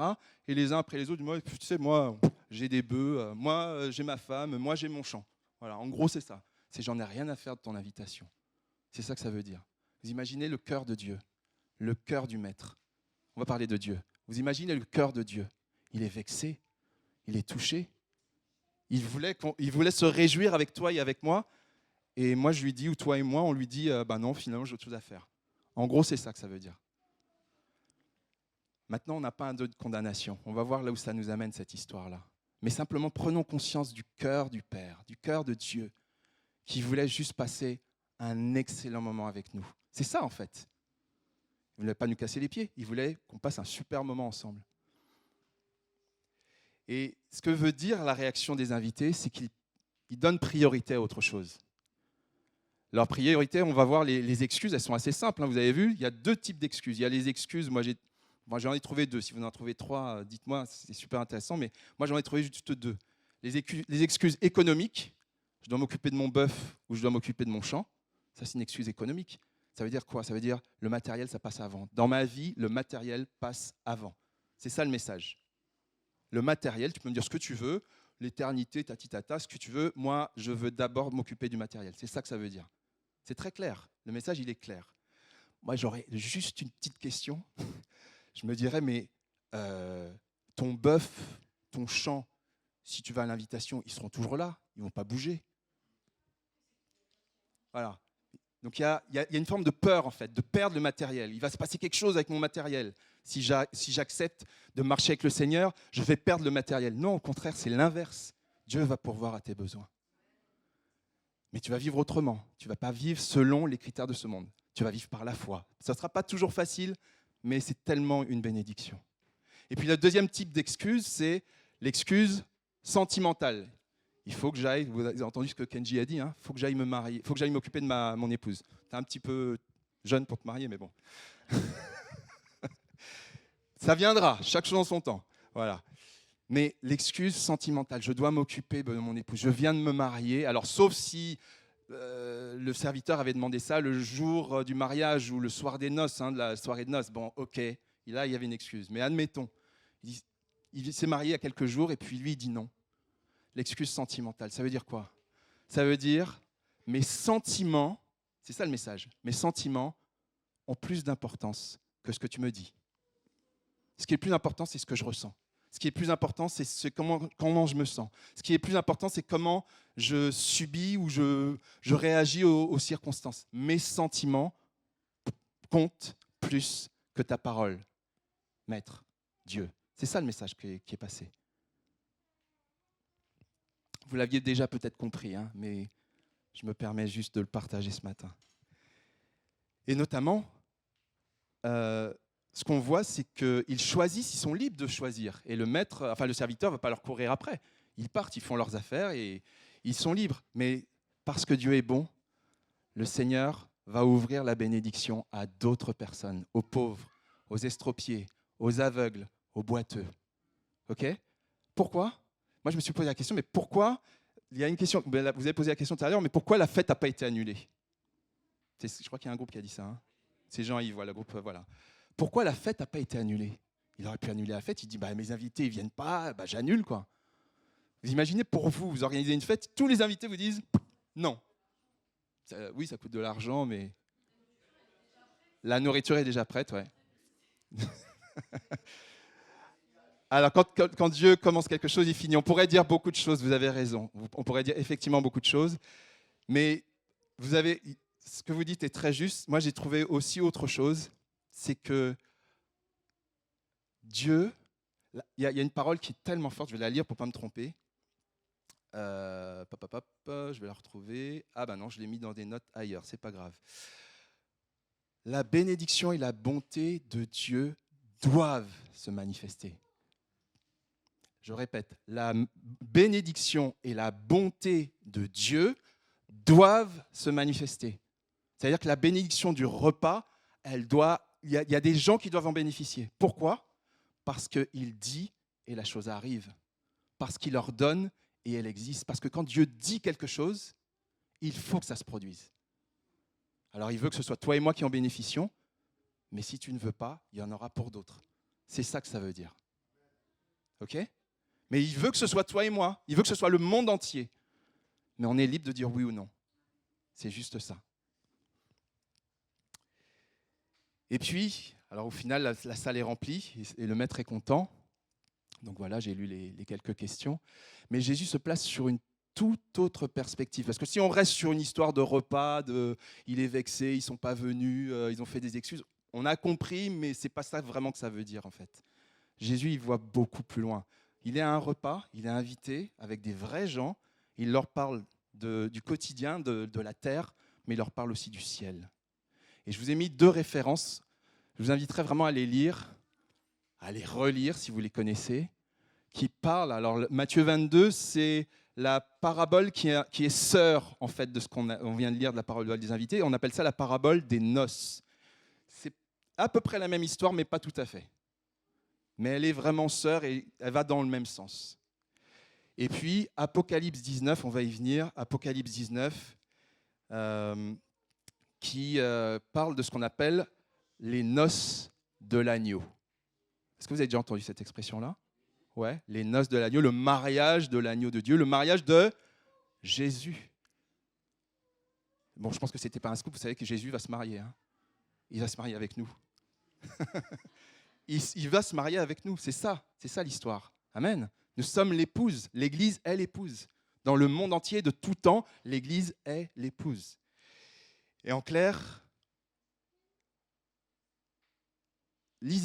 quand vous lisez Apocalypse 19, lisez Apocalypse 18 pour bien comprendre les choses. Alors, lisez l'Apocalypse. N'ayez pas peur de l'Apocalypse. Faites-vous expliquer l'Apocalypse. L'Apocalypse, ce n'est pas du sang, des larmes, tout le monde va mourir, etc. C'est tout autre chose. Il y a une telle bénédiction dans l'Apocalypse. Mais bien évidemment, pour établir, en tout cas c'est comme ça que Dieu a fait, avant d'établir les noces de l'agneau, Dieu a fait justice. Et dans Apocalypse 18, il est dit, et ça nous dépasse, on ne comprend pas tout en fait, mais il est dit, pour résumer, que le mal est définitivement anéanti. Babylone la grande, elle est anéantie. C'est-à-dire que Dieu a exécuté son changement. Et une fois qu'il a exécuté son jugement, une fois qu'il a exécuté son jugement, là, c'est l'invitation pour tous les élus. C'est toi et c'est moi les élus. C'est nous toutes et tous. OK ? Et Dieu nous a invités. Dieu nous a invités. Mais moi, ce n'est pas pour vous. Hein. On a tous été à des mariages, des fêtes, on rigole bien, on bouge. Qui n'a jamais été une fête ? Juste, je pose la question pour savoir si je m'adresse à tout le monde. Ok, on a tous été à des fêtes, vous me rassurez. Ok, on a tous été à des fêtes. Et il y a des fêtes, on s'en rappelle plus que d'autres, parce qu'on s'est vraiment amusé, on a passé un bon moment, etc. C'était joyeux, etc., etc. Vous imaginez la meilleure fête, la plus belle fête à laquelle vous avez assisté ? Puissance l'infini. Voilà, c'est ça le niveau, en fait, des noces de l'agneau. Pourquoi je peux me permettre de dire ça ? Parce que c'est Dieu qui organise. Dans le ciel, on ne s'ennuie pas.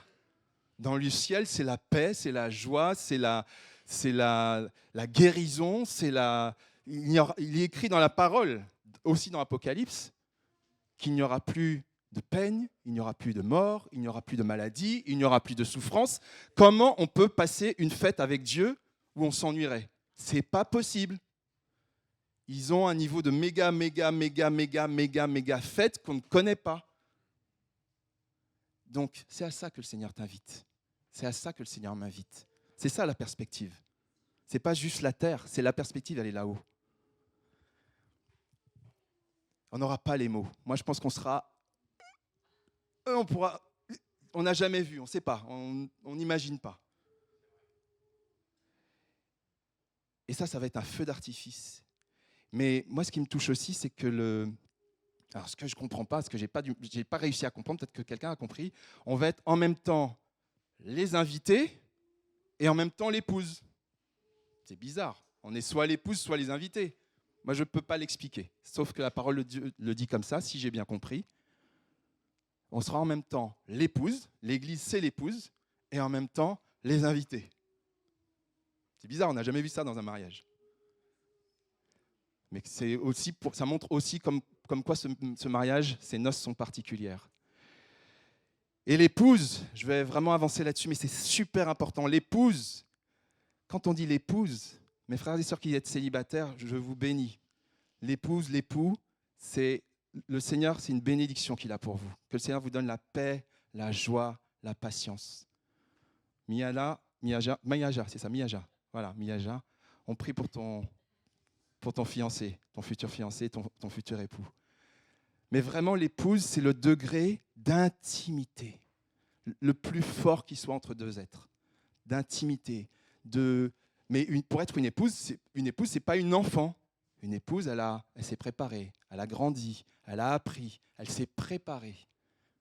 Dans Apocalypse, le passage que je vous ai cité là, en fait, les élus, l'épouse, portent une robe de fin lin. De fin lin, ça veut dire qu'elle s'est préparée, ça veut dire que c'est la prière, c'est la relation avec le Saint-Esprit. C'est ça, en fait. Concrètement, cette épouse, elle s'est préparée dans la prière. Cette épouse, elle prie. Elle est en relation avec le Saint-Esprit. Elle est en contact avec Jésus. Elle vit une intimité avec Dieu. C'est elle l'épouse. La vraie épouse. Et Dieu connaît ses enfants. Dieu nous connaît. Et Dieu nous invite à cela. Je crois que j'ai plus de piles. C'est bon ? Vous m'entendez là ? Ok. Maintenant, je vais juste bientôt finir, mais il y a quelque chose qui se passe dans une invitation comme ça. Il y a un carton d'invitation qui a été envoyé. Le carton d'invitation, c'est la parole de Dieu. Et la parole de Dieu, c'est... La parole de Dieu, c'est... Qui est la parole de Dieu ? C'est une personne. C'est Jésus. La parole et Jésus vont ensemble, puisque Dieu est la parole incarnée. OK ? Et donc, le carton d'invitation a déjà été envoyé à l'humanité tout entière. Et Dieu nous convie vraiment à quelque chose qui est tellement beau. Mais il est possible, et ça, c'était aussi la question de ne pas vouloir profiter de ce qui nous appartient, puisque Dieu nous a dit que ça nous appartient. Il est possible de ne pas vouloir profiter. Pourquoi ? Par ignorance, par négligence, par incompréhension, parce qu'on ne sait pas, on ne nous a jamais dit. On peut ne pas vouloir ce qui nous appartient sur cette terre et dans les cieux, parce qu'on recherche à être satisfait par d'autres moyens. On peut aussi ne pas vouloir bénéficier de ce qui nous appartient par orgueil, ou parce qu'on cherche, comme on disait tout à l'heure, le bien des autres, ou ce qui ne nous est pas destiné au moment où Dieu le veut. Alors il y a des versets derrière ça, on pourrait développer, je peux vous partager mes notes si vous voulez aller plus loin. Il y a pas mal de choses à dire par rapport à ça. Je suis obligé de conclure. Je vais vous conclure par deux choses, si vous voulez bien. Une citation d'un pasteur que j'aime beaucoup, le pasteur Claude Houd, un Québécois de l'église Nouvelle Vie. Il dit sur ce sujet, « Si tu manques le banquet de Dieu au ciel, c'est que tu as mis en avant d'autres priorités. » C'est juste ça. C'est-à-dire que le banquet de Dieu, on devrait tous y assister. Mais tout dépend des priorités qu'on aura mises dans notre vie. Alors, juste vraiment pour résumer tout ça, est-ce que tu veux arrêter de convoiter ce qui ne t'appartient pas ?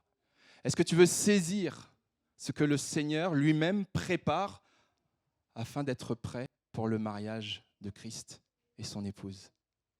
Alors tu es invité. Dis-toi que ça va être, excusez-moi l'expression, ça va être ouf. Ça parle à tout le monde maintenant. Ça va être de ouf. Ça va être de... C'est comme ça qu'on dit en français maintenant. Hein. Ouais, c'est pas ça? Non? À tout le monde. Ça va être incroyable, impensable. Ça va être, mais inimaginable. À toi de laisser ton cœur toucher par son amour. À toi de laisser toucher son cœur par sa parole. À toi de laisser toucher ton cœur par le Saint-Esprit pour bénéficier et vraiment rentrer dans cette bénédiction que Dieu veut pour toi. OK? On va juste prendre le temps de prier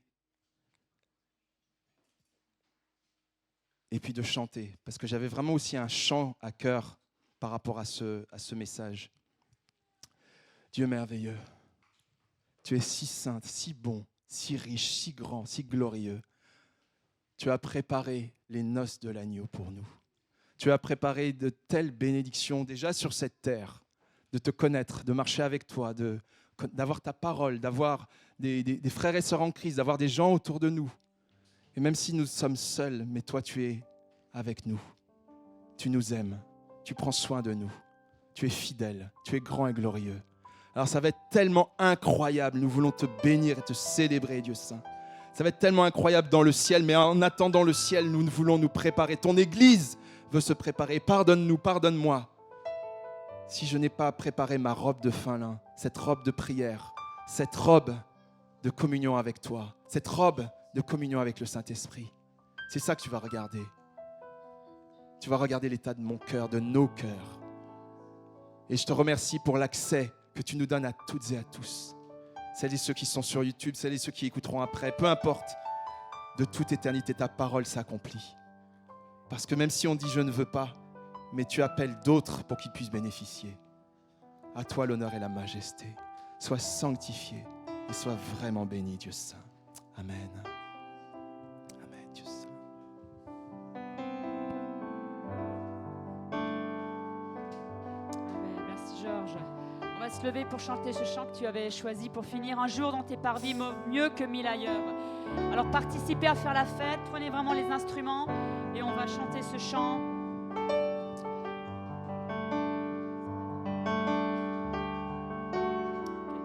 Voilà, on va attendre juste la guitare de Louise et on va chanter Un jour dans tes parvis.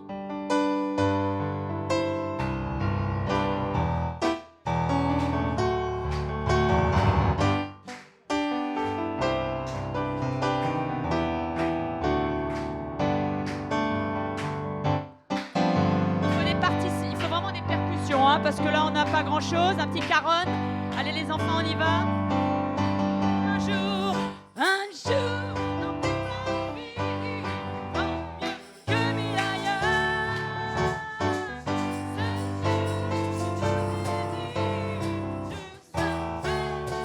Un jour dans tes parvis, un jour dans tes parvis, vaut mieux que 1000 ailleurs.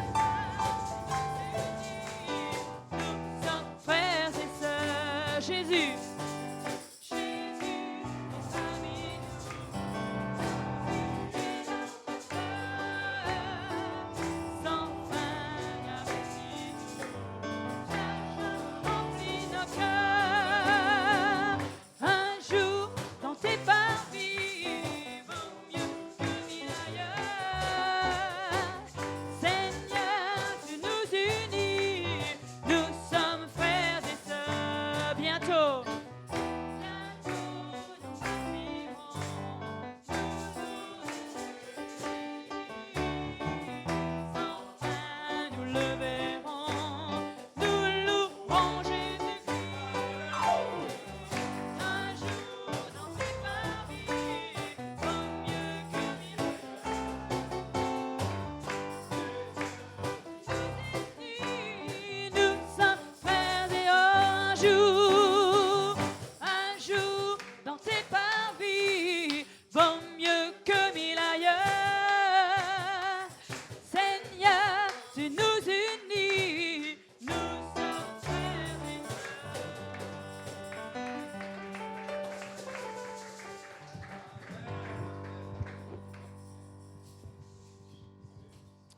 Gloire à Dieu. Merci Seigneur. Amen. On peut que se réjouir quand le Seigneur nous invite, nous appelle, nous demande des choses, parce que c'est toujours la bonne part. On prend tout. Attends, Joël, passe-moi un panier. Je suis en train de. Merci. J'ai besoin de faire une annonce par rapport à ça. Alors, on va faire passer les paniers d'offrande et à partir d'aujourd'hui, on va faire les choses un peu différemment. Donc, on n'utilisera plus les paniers en osier ouverts avec les enveloppes à l'intérieur, mais avec le conseil, on a décidé de faire un panier fermé comme ça, voilà, pour plus de confidentialité. Parce qu'en fait, avec les paniers ouverts, on a remarqué qu'il y avait des fois des soucis, tout simplement parce que des fois se mélangeaient les enveloppes vides et les enveloppes pleines. Et parfois, quand quelqu'un prenait une enveloppe pour pouvoir mettre son offrande à l'intérieur, il se retrouvait entre les mains avec l'enveloppe que quelqu'un d'autre avait déjà remplie. Et pour éviter les confusions, en fait, on n'aura plus les enveloppes dans les paniers, mais on aura un panier dans lequel on mettra notre enveloppe avec nos offrandes directement à l'intérieur. Et pour trouver les enveloppes, vous les trouverez en bout de rangée. Ici, dans les paniers, vous pourrez vous servir et vous les trouverez aussi au fond de l'église, dans la bibliothèque également. Donc pour l'instant, on essaye ce format-là pour les enveloppes, mais dans tous les cas, dans le système qu'on aura, on ne mettra plus dans le même panier les enveloppes pleines et les enveloppes vides, ça c'est sûr. Donc n'hésitez pas désormais à pouvoir faire vos offrandes dans les paniers. Je vous invite à le prendre et à le faire passer à votre voisin. Ah oui, autre chose d'important, on a remarqué avec le conseil des fois que quand quelqu'un prend le panier, il le fait passer directement derrière, et puis directement derrière, et puis directement derrière, et ça ne circule pas dans les rangées, ce qui fait qu'on prive nos frères et sœurs d'avoir l'occasion de pouvoir adorer Dieu avec une dîme et une offrande. Et on ne veut pas manquer l'occasion. On est toujours libre de le faire ou pas, on est d'accord.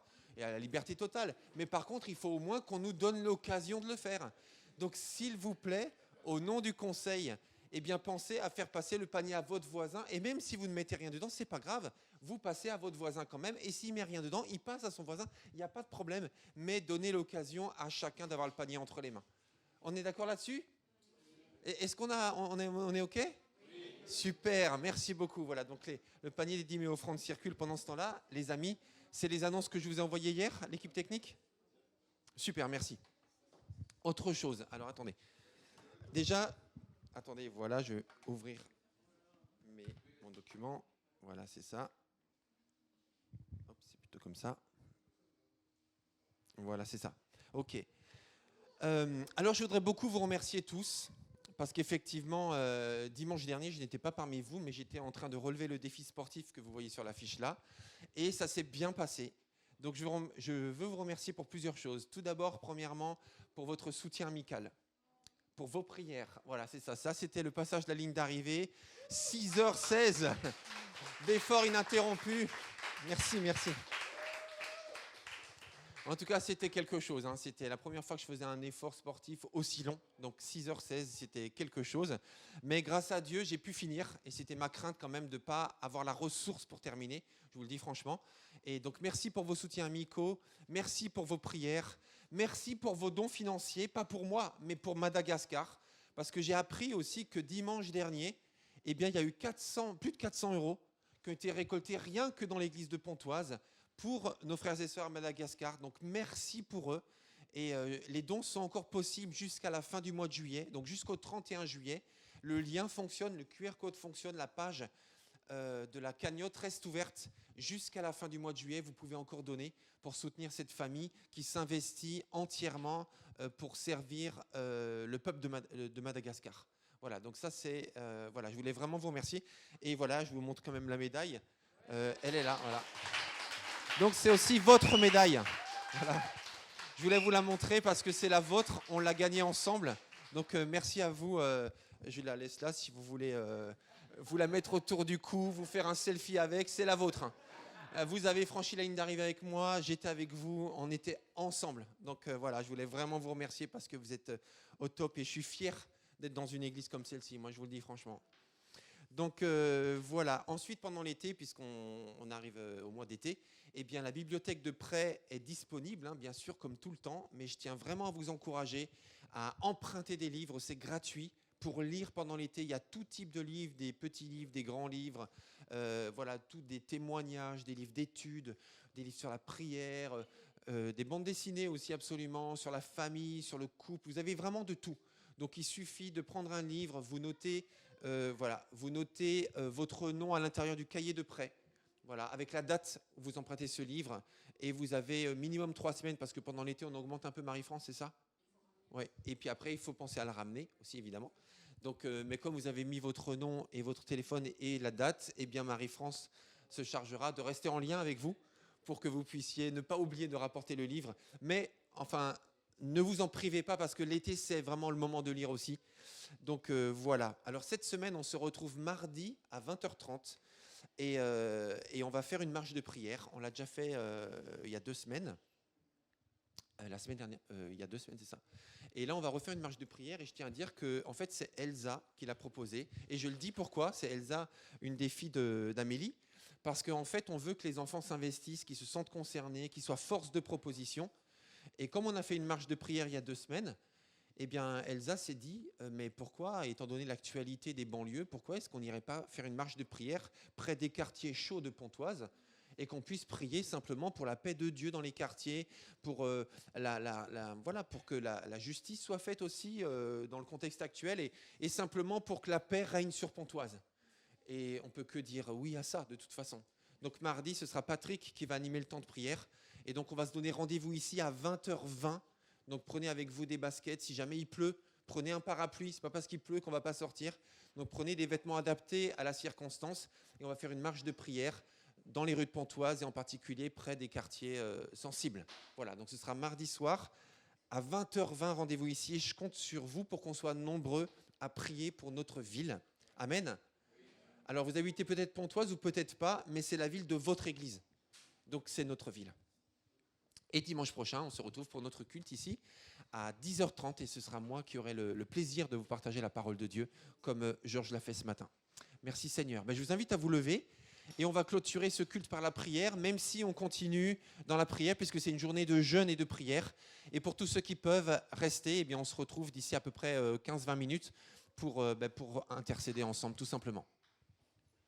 Père éternel, je te remercie pour ce culte, pour cette matinée passée avec toi, les uns avec les autres. Merci pour tout ce que nous avons vécu ce matin et pour cette façon de prêcher et de vivre la prédication différente.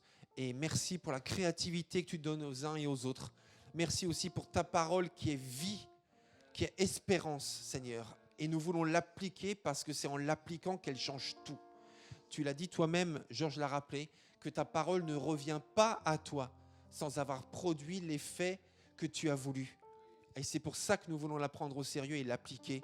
Alors merci pour cette journée de jeûne et de prière aussi, parce que c'est un jour de victoire, parce que tu promets d'exaucer ton peuple lorsqu'il s'accorde dans la prière selon ta volonté. Alors merci, nous te remettons toute cette journée, nous te remettons tous nos besoins, mais surtout tes désirs, afin que nous les vivions sur la terre comme au ciel, et que tu continues à dérouler ton plan parfait dans cette ville de Pontoise, dans toute l'agglomération de Cergy-Pontoise, au nom de Jésus. Et tous ceux qui sont d'accord disent Amen. Merci Seigneur, gloire à Dieu, et puis à très vite, que le Seigneur vous bénisse.